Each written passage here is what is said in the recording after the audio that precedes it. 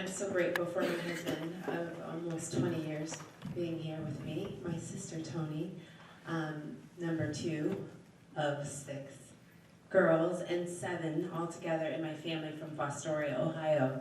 I grew up with a white father and a black mother in 1968. Anyone know what happened in 1968? Martin Luther King was killed, and black people really didn't have a place. And we certainly didn't have a place growing up interracial in that time period. My oldest sister, 10 years older than me, born in 1958. If you watch the movie Loving versus Virginia, you realize that was illegal in 1958. And so growing up was challenging, not only from the interracial perspective, but my father was abusive. He himself had tons of problems that he grew up with and brought them into that marriage. And my father did some very challenging, inappropriate things to my oldest sister, and no one really believed my sister, and so my sister ran away. When she was 16, I was at the time 6. And I didn't really know what all this meant, but I was always the jumpy, wanting to do something little girl who knew that there was something more that I could do with my life. And so I was always the one to get out of the house, get into sports, and really, really thought that if I could do something right with my family, that everything would be okay.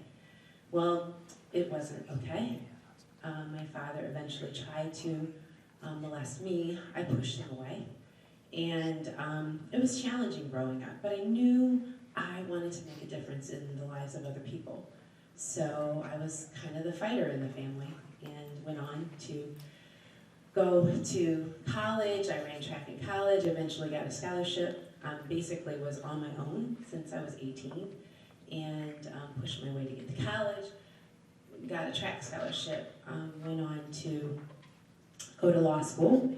Eventually my brother tried to kill my mom, and that was challenging. But the love of my life, David, who I thought I shouldn't marry because he was white. That was the problem.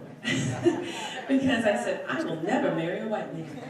And he came into my life, loved me, took my brother in, cared for him, and then eventually my brother committed suicide 9 months later. And I started to realize I need to do something different. I was running away from my life, not really looking at what was going on in my life. And it was so hard for me, and my husband all the time said, my gosh, you have a story. You really need to write this down. And I thought, is this a positive thing or is this a negative thing? Is he scared of me? Is he? And I went on, and I'm going to tell you, I went on through living this lie of, running for my life. And getting success in the corporate world and going on and doing these things, I realized that I needed to help people who were going through situations like me. So I decided to write all of this in my book called Inspiration in My Shoes.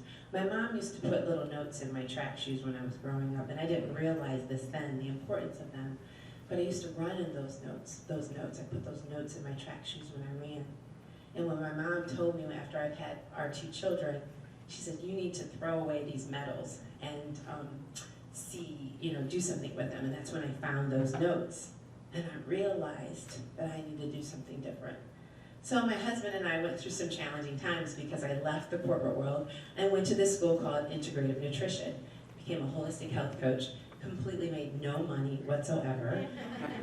And it caused lots of problems, but I've just always realized that I needed to do something unique with my life. Sadly, just 2 days ago, we had a memorial for my sister, Andrea, who received the most abuse. I don't believe she ever fully recovered from the atrocities that my father did to her. And I realized how grateful I am that I wrote that book, Inspiration in My Shoes, to let her know that I believed her, to let her know that she is valued.